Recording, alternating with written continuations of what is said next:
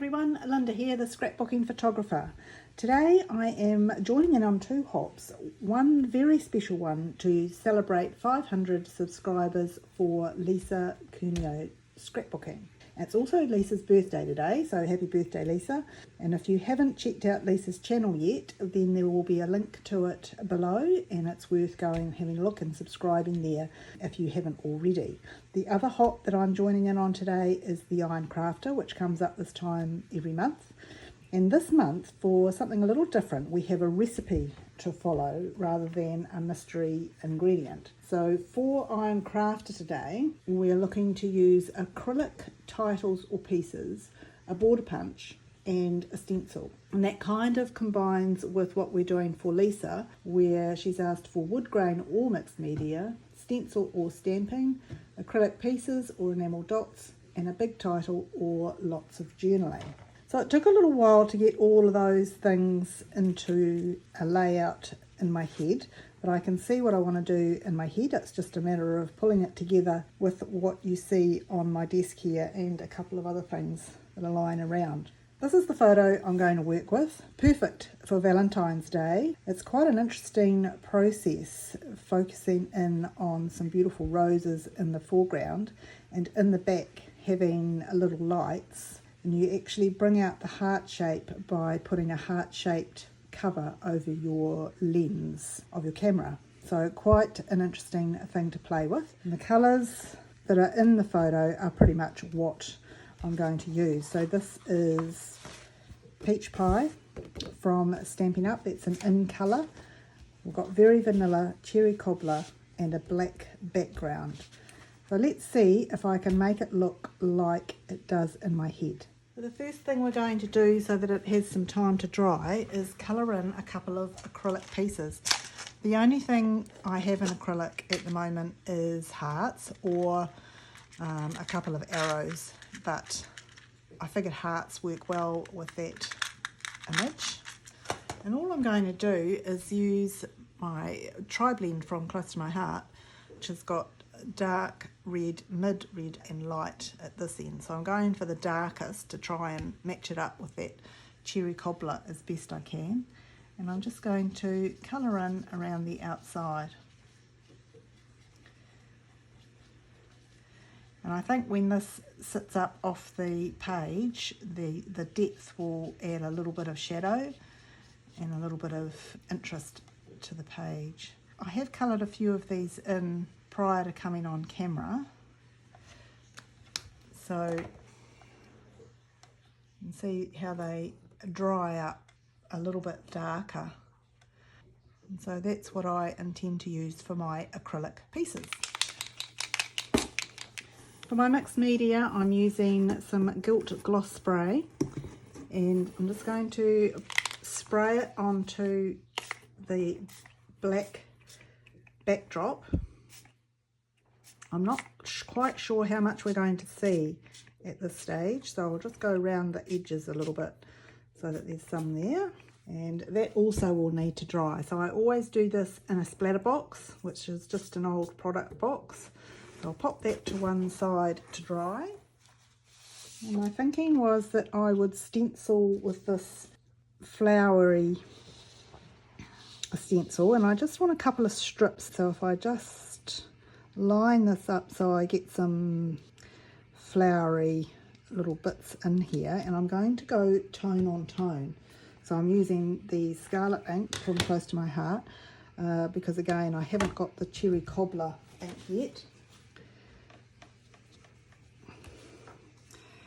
and I think the tone on tone will make it a very light impression of the stencil rather than a full-on look.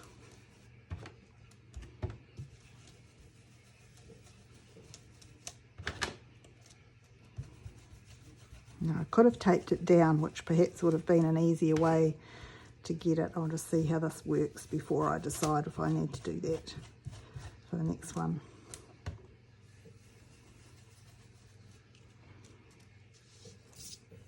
Okay, that's what I wanted, and I'll turn it around and do another one so that I can have a couple of strips. So holding it firm, Another good reason to go tone on tone is so that it doesn't take away from the photo. I want the photo to be the focus rather than what's surrounding it. But I've had the photo printed as a 6x8 so that it takes up a reasonable amount of the page. And it's going to go in my photography album, which has a sharing of techniques and different things that you can do with your camera and different attachments and accessories. Like crafting, it's a great hobby for accessorizing. Right, let's have a look at that. Cool, that's what we want.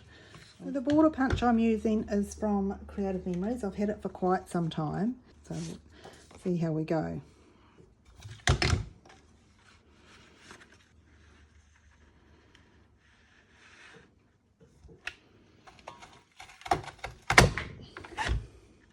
It's just a matter of lining it up so that the border is continuous.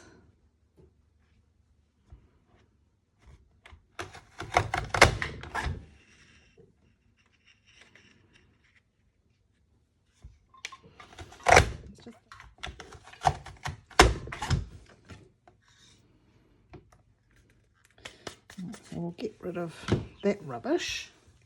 So now we've got that cut, I think we'll mount this onto the peach pie, and that is the same length as our border punch. I'll stick that down. I want another strip of this for one side, so we're going to do the same again. So again, lining up what we've already cut to get that continuous look to it.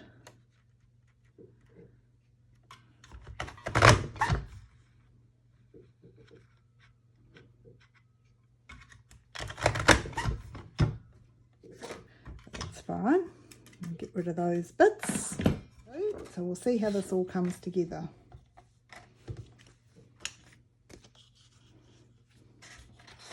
I want a strip all the way along here, top and bottom, with the stenciling on. So I'll trim them as wide as I can, so I might actually go 2.5, and that'll give me some room to play with. And the same on this side.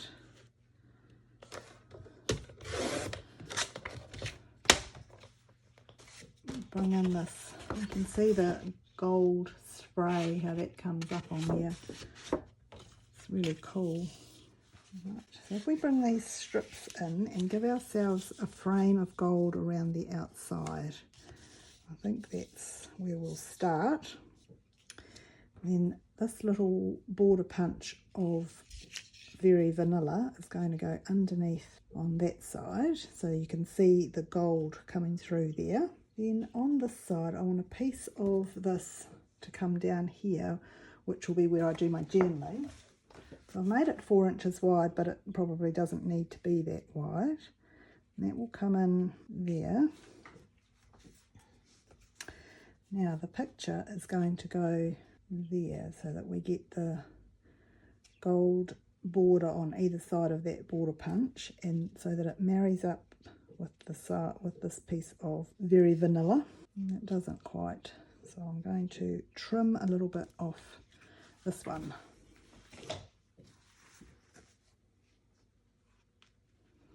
So that now fits for the height. It's going to go there. Then we'll bring in this border punch here, so we see the cream through there.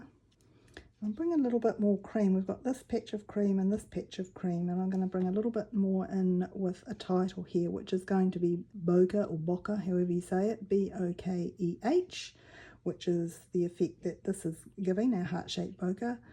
So I'll do the title up here, and then I've got this little space here for some journaling. Okay, so that's all stuck down now, and rather than just doing the title plain, I thought I would use the same stencil on here and just see what that looks like.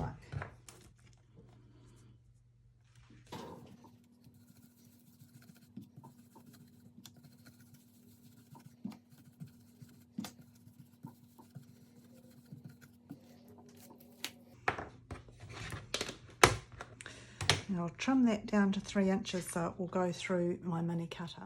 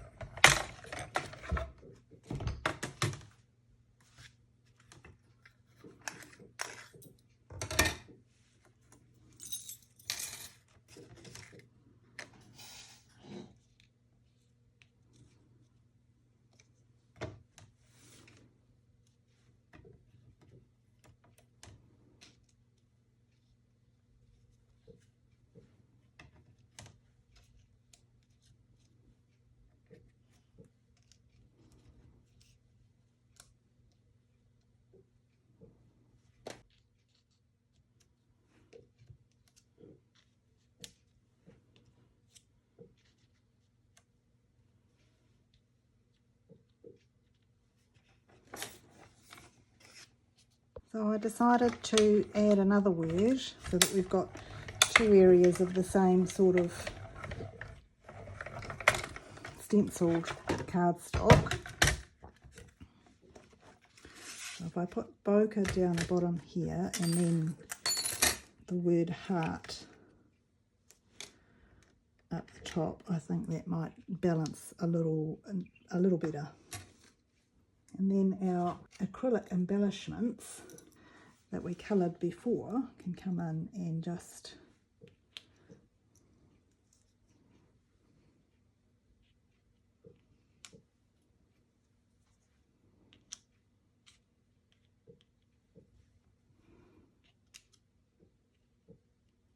like so. So I'll stick all that down, do my journaling, and then be back to do a couple of little finishing touches. I've done my journaling and stuck those titles down, and I've got these little hearts from Stampin' Up, which I thought might add just a little bit extra, and that will be the page finished. Thank you so much for watching. We've met the criteria for 2 different hops today, and I have to say, without the recipe from Iron Crafter or Lisa's criteria, I wouldn't have come up with something like this. So thank you, ladies, for prompting my imagination. If you'd like to see more of these sort of things come together, then please hit that subscribe button if you haven't already. Today Lisa is celebrating her 500 subbies, which I'm hoping to do too sometime this year. So I'd love to have you join me on this journey. So we're just about done here. I'll take some photos and put them at the end so that you can have a close-up look at what we've got going on here. So there's our page about Heart Bokeh. If you'd like to know more about the photography technique, then drop me a note. Happy to pass on any tips or tricks. Thank you so much for watching, and happy crafting!